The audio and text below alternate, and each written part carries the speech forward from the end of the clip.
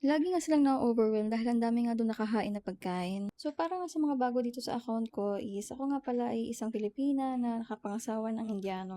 And habang shine-share ko nga sa inyo, isamahan niyo nga kami dito sa gala namin dito sa India. Ayan, kasama ko yung parents ko na maggo-go-karting. Actually, nung time na yan is yung mother ko lang talaga nakapag-go-karting kasi medyo mahaba yung pila. And nagwo-worry nga kami na baka magsarado yung mall. So, ayun, nagmamadali na din kami nung time na yan para makapag-dinner. Ngayon nga lang siya makakasakay dito. Though meron naman neto sa Pilipinas. Kaso, dito niya na-try dahil hindi nga siya gumagastos ng mga ganitong klaseng game or activities kapag nasa Pilipinas. Ayun. Kasi ang mga trip talaga nila is mga bowling, rides, ganyan. And as usual, kapag ka nag-i-inquire sila, ganun, manghihinayang na kaagad yan sa, sa gastos. At ayan nga si Vince, waiting lang din sa amin. How's the ride? It's hard, It's hard. but it works. Are you happy? Are you happy? A little. Ha?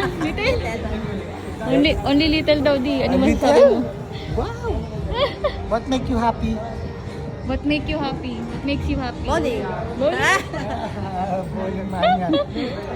So, balik na nga tayo dun sa topic natin for today, kung bakit nga ba ang dami nila kumaghain dito ng pagkain. Actually, hindi ko alam sa ibang household ha, pero dito kasi sa household namin, lalo na pagkakasama namin si Mami G, marami talaga siyang maghanda from starters, dessert, main dish, ganyan, kompletos recado. And kung sa Pilipinas, isabay-sabay tayo nakakakain, dito kasi is hindi, nauuna yung mga guest na kumain. Kasi dito, they believe that guest is God. Kaya dapat sila yung priority. It's part of the etiquette. At bukod nga doon, dapat busog nga yung mga guest and satisfied. So, alam ko may mga malalalim pa na dahilan yan, pero ayun. Syempre, kung ano lang yung alam ko, yun lang yung i-share ko sa inyo. At isa pa nga sa mga napapansin ko is mas trip na yung mga home cooked foods kaysa yung mga pagkain sa labas. And naintindihan ko na din lately kung bakit. Kasi yung mga pagkain na niluluto sa bahay is never ever ever mo makikita sa labas. Ito ha, is based lang naman sa experience ko. Syempre, yung iba dito is iba-iba din ang mga kinakain. Depende sa diet ng families nila, ganyan. Pero yun nga, kung sa bahay lang naman yung pinag-uusapan. Ever since na lumapag ako dito sa India, is never ko nakita sa labas yung mga niluluto nga ng parents ni Abby. And madalas ka na makikita nyo sa labas is syempre yung mga overrated na mga pagkain, kung ano lang yung mga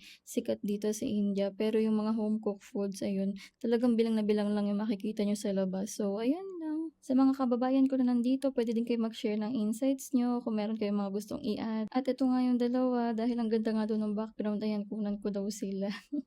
Parang mga nagdadalagat binata. Yan. Nako. Kung mapapansin nyo, sarado na yung mall. Ayan, kami na lang talaga yung natitira dun sa loob.